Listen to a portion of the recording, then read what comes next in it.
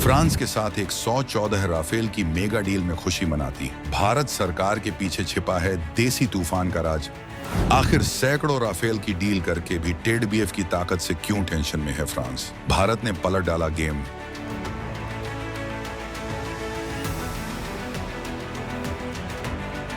भारत की गुप्त प्रयोगशाला में तैयार हो रहा राफेल मरीन का बाप टेडबीएफ योद्धा से कांप उठा फ्रांस।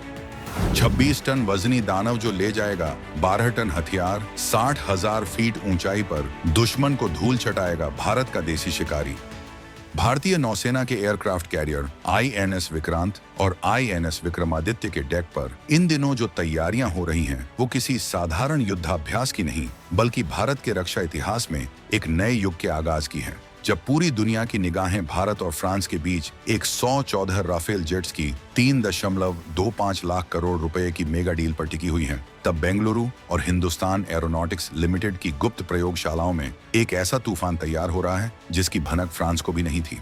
ये है twin engine deck based fighter यानी टेडबीएफ, एक 4.5+ जनरेशन का स्वदेशी लड़ाकू विमान जो राफेल मरीन से भी ज्यादा ताकतवर और घातक साबित होने वाला है। 26 टन के इस देसी दानव में इतनी ताकत भरी जा रही है कि ये एक साथ 12 टन तक हथियार ले जा सकेगा, 60,000 फीट की ऊंचाई तक उड़ान भरेगा और समुद्र के ऊपर दुश्मन के जहाजों और विमानों को पल भर में तबाह कर देगा। इस देसी शिकारी की खासियत ये है कि ये सिर्फ हवा में दुश्मन को मार गिराने वाला योद्धा नहीं, बल्कि स्टील्थ फीचर्स से लैस एक ऐसा अदृश्य हमलावर है जिसे दुश्मन का रडार पकड़ ही नहीं पाएगा। आखिर ये टेडबीएफ है क्या? क्यों फ्रांस जैसे देश को भी इसकी चिंता सताने लगी है? क्या भारत अब विदेशी लड़ाकू विमानों पर निर्भरता खत्म करके खुद का सुपर पावर बनने जा रहा है? क्या ये देसी लड़ाकू विमान चीन के J-15 और पाकिस्तान के F-16 को धूल चटा देगा? और सबसे बड़ा सवाल, क्या राफेल डील के बाद भी टेडबीएफ का विकास जारी रहेगा या इसे ठंडे बस्ते में डाल दिया जाएगा? इन सारे सवालों के जवाब हम आपको इस वीडियो में देने वाले हैं, तो बने रहिए वीडियो के अंत तक। इस वीडियो को लाइक और शेयर करना मत भूलिएगा और अपने विचार कमेंट में जरूर बताइएगा। चीन के J-15 और पाकिस्तान के F-16 की नींद हराम करने वाला स्वदेशी योद्धा आईएनएस विक्रांत पर मचाएगा तबाही। राफेल से दोगुनी रेंज और तिगुनी मारक क्षमता वाला टेडबीएफ बना है फ्रांस की चिंता का सबब। तो आइए पहले समझते हैं कि आखिर ये टेडबीएफ प्रोजेक्ट शुरू कैसे हुआ और क्यों भारतीय नौसेना को इसकी जरूरत महसूस हुई। दरअसल भारतीय नौसेना के पास इस वक्त रूस से खरीदे गए MiG-29 के लड़ाकू विमान हैं, जो आईएनएस विक्रमादित्य और आईएनएस विक्रांत एयरक्राफ्ट कैरियर से संचालित होते हैं। लेकिन ये विमान अब पुराने पड़ चुके हैं और इनकी तकनीकी खामियां नौसेना के लिए बड़ी चुनौती बन गई हैं। MiG-29 के की इंजन की समस्याएं, कम रेंज और सीमित हथियार ले जाने की क्षमता ने नौसेना को मजबूर किया कि वो एक नए, ज्यादा शक्तिशाली और विश्वसनीय कैरियर बेस्ड फाइटर की तलाश करे। शुरुआत में नौसेना ने तेजस के नेवल वर्जन पर भरोसा किया था, लेकिन सिंगल इंजन होने की वजह से तेजस नेवल को 2016 में प्रोजेक्ट से बाहर कर दिया गया, क्योंकि एयरक्राफ्ट कैरियर से उड़ान भरने के लिए 2 इंजन वाले विमान की जरूरत होती है जो ज्यादा थ्रस्ट और सुरक्षा दे सके। इसी जरूरत को ध्यान में रखते हुए एरोनॉटिकल डेवलपमेंट एजेंसी यानी ADA और हिंदुस्तान एरोनॉटिक्स लिमिटेड यानी HAL ने मिलकर टेडबीएफ प्रोजेक्ट की शुरुआत की। भारत सरकार ने 2020 में इस प्रोजेक्ट को आधिकारिक मंजूरी दी और तब से लेकर अब तक इस पर करीब 14,000 करोड़ रुपए खर्च होने का अनुमान है। नौसेना प्रमुख एडमिरल दिनेश कुमार त्रिपाठी ने हाल ही में पुष्टि की है कि टेडबीएफ प्रोजेक्ट अब अपने अंतिम चरण में पहुंच चुका है और सरकार से फाइनल मंजूरी का इंतजार है। एक बार मंजूरी मिल जाने के बाद प्रोटोटाइप का निर्माण शुरू हो जाएगा और 2028 तक पहली उड़ान की उम्मीद है। नौसेना ने 2 बैच में कुल 90 टेडबीएफ विमानों की खरीद की योजना बनाई है, जिसमें हर बैच में 45 विमान होंगे। ये विमान 2033 से 2036 के बीच नौसेना में शामिल होने शुरू हो जाएंगे और धीरे धीरे MiG-29 के की जगह लेंगे। अब सवाल ये उठता है कि आखिर टेडबीएफ में ऐसी कौन सी खासियतें हैं जो इसे राफेल मरीन से भी बेहतर बनाती हैं। पहली बात, टेडबीएफ का डिजाइन कैनार्ड डेल्टा विंग का है, यानी इसके आगे की तरफ छोटे पंख लगे होंगे जो इसे बेहतर मैन्यूवरेबिलिटी और लिफ्ट देंगे। ये डिजाइन खास तौर पर एयरक्राफ्ट कैरियर से छोटी दूरी में टेक ऑफ करने के लिए बनाया गया है, क्योंकि भारत के कैरियर सिडोबार यानी short take off barrier arrested recovery system पर काम करते हैं। टेड बीएफ का अधिकतम टेक ऑफ वजन 26 टन है, जबकि राफेल मरीन का वजन 24.5 टन है। इसका मतलब है कि टेड बीएफ ज्यादा फ्यूल और ज्यादा हथियार ले जा सकेगा, जिससे इसकी रेंज और मारक क्षमता दोनों बढ़ जाएंगी। टेड बीएफ की लंबाई राफेल मरीन से करीब 2 मीटर ज्यादा है, जो इसे ज्यादा स्पेस और ज्यादा इंटरनल फ्यूल कैपेसिटी देती है। इसकी इंटरनल फ्यूल कैपेसिटी 9085 लीटर है, जो लंबी दूरी के मिशन के लिए बेहद जरूरी है। टेड बीएफ की रफ्तार मैक 1.6 यानी ध्वनि की गति से 1.6 गुना तेज होगी और ये 60,000 फीट की ऊंचाई तक उड़ान भर सकेगा। इसमें 2 जनरल इलेक्ट्रिक F414 इंजन लगेंगे, जो तेजस मार्क 2 और एमका में भी इस्तेमाल होने वाले हैं। हालांकि दूसरे बैच के विमानों में 110 किलो न्यूटन थ्रस्ट वाले नए इंजन लगाए जा सकते हैं, जो एमका मार्क 2 के लिए विकसित किए जा रहे हैं। टेड बीएफ की सबसे बड़ी खासियत है इसकी स्टील्थ फीचर्स, यानी ये रडार एब्जॉर्बेंट मटेरियल से बना होगा और इसका रडार क्रॉस सेक्शन बेहद कम होगा, जिससे दुश्मन का रडार इसे आसानी से पकड़ नहीं पाएगा। इसमें फोल्डिंग विंग्स की सुविधा भी होगी, ताकि कैरियर के डेक पर इसे कॉम्पैक्ट तरीके से स्टोर किया जा सके। इसके अलावा इसमें automatic carrier landing system, arrester hook, बड़ी रिफ्यूलिंग पॉड और मैन एंड मैन्ड टीमिंग जैसी एडवांस टेक्नोलॉजी भी शामिल होंगी। TEDBF को air supremacy, air interdiction, anti ship warfare, electronic warfare और रिकॉनेसेंस जैसे कई तरह के मिशन के लिए डिजाइन किया गया है।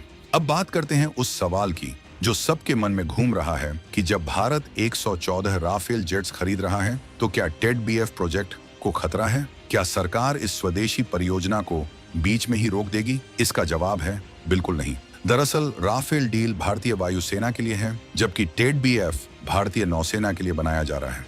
भारतीय वायुसेना को 114 राफेल F4 और F5 स्टैंडर्ड के मिलेंगे, जो लैंड बेस्ड एयरफील्ड से उड़ान भरेंगे और इनका मकसद पुराने MiG-21, MiG-27, जगुआर और मिराज 2000 को रिप्लेस करना है। वहीं नौसेना ने अलग से 26 राफेल मरीन विमान खरीदे हैं, जो $7.4 बिलियन यानी करीब 62,000 करोड़ रुपए की डील में आएंगे। लेकिन ये 26 राफेल मरीन सिर्फ एक स्टॉप गैप अरेंजमेंट है, यानी ये अस्थायी व्यवस्था है जब तक टेड बीएफ तैयार नहीं हो जाता। नौसेना ने साफ कर दिया है कि राफेल मरीन को 2033 तक इस्तेमाल किया जाएगा और उसके बाद टेड बीएफ का प्रोडक्शन शुरू हो जाएगा।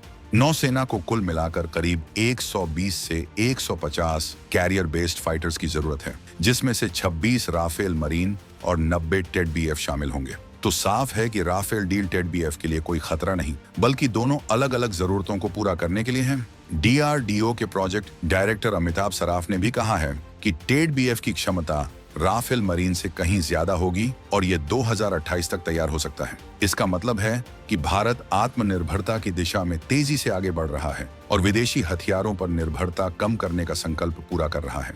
राफेल खरीदने के बावजूद टेड बीएफ पर काम जारी रखना ये दिखाता है कि भारत सरकार स्वदेशी रक्षा उत्पादन को सर्वोच्च प्राथमिकता दे रही है। अब आते हैं टेड बीएफ की टाइमलाइन पर और इसके सामने क्या चुनौतियां हैं। टेड बीएफ प्रोजेक्ट को 2020 में मंजूरी मिली थी और शुरुआत में योजना थी कि 2026 तक इसकी पहली उड़ान हो जाएगी, लेकिन डिजाइन में बड़े बदलाव, फंडिंग की समस्याएं और क्रिटिकल डिजाइन रिव्यू में देरी की वजह से ये लक्ष्य पीछे खिसक गया है। अब उम्मीद है कि क्रिटिकल डिजाइन रिव्यू 2026 तक पूरा हो जाएगा और उसके बाद सरकार से फाइनल फंडिंग मिलेगी। एक बार कैबिनेट कमेटी ऑन सिक्योरिटी यानी CCS से मंजूरी मिल जाने के बाद पहला विमान 4 साल में तैयार होगा और 2028 से 2029 तक पहली उड़ान हो सकती है। इसके बाद टेस्टिंग और सर्टिफिकेशन का लंबा दौर चलेगा, जिसमें विमान को पहले जमीन पर और फिर एयरक्राफ्ट कैरियर पर टेस्ट किया जाएगा। नौसेना में इसका इंडक्शन 2033 से 2036 के बीच शुरू होने की संभावना है।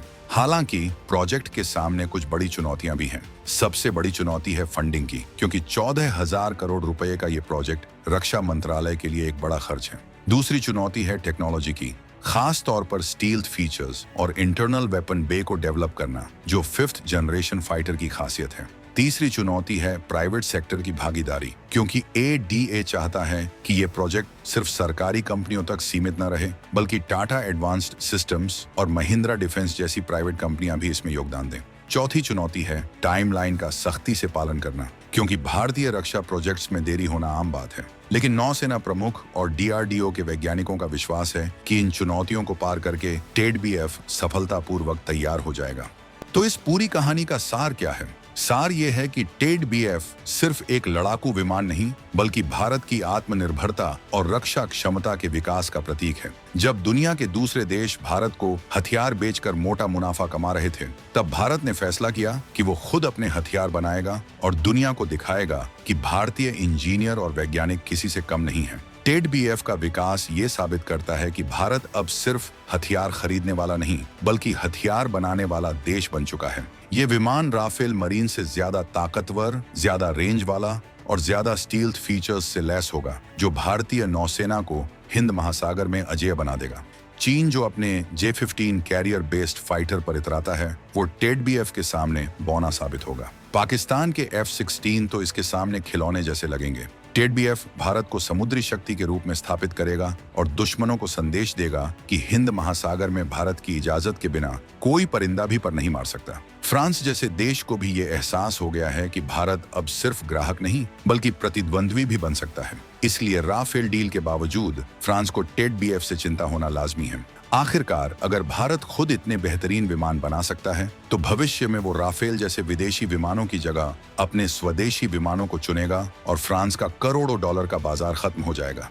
ये है मेक इन इंडिया की असली ताकत, जो विदेशी कंपनियों को भी सोचने पर मजबूर कर रही है। भारत का ये कदम सिर्फ एक लड़ाकू विमान बनाने तक सीमित नहीं है, बल्कि ये पूरे रक्षा उद्योग को बदलने की शुरुआत है, जहां भारत खुद हथियार बनाएगा, खुद टेक्नोलॉजी विकसित करेगा और दुनिया को भी अपने हथियार बेचेगा। TED-BF के बाद भारत 5वीं पीढ़ी के नेवल फाइटर पर भी काम कर रहा है, जो और भी घातक होगा। ये नए भारत की हुंकार है, जो एशिया से लेकर अफ्रीका तक गूंज रही है। आपको क्या लगता है, क्या TED-BF भारत को सुपर पावर बनाने में कामयाब होगा? क्या ये राफेल से बेहतर साबित होगा? और क्या इससे चीन और पाकिस्तान की नींद उड़ जाएगी? अपनी राय कमेंट में जरूर बताइएगा और इस वीडियो को लाइक और शेयर करना मत भूलिएगा।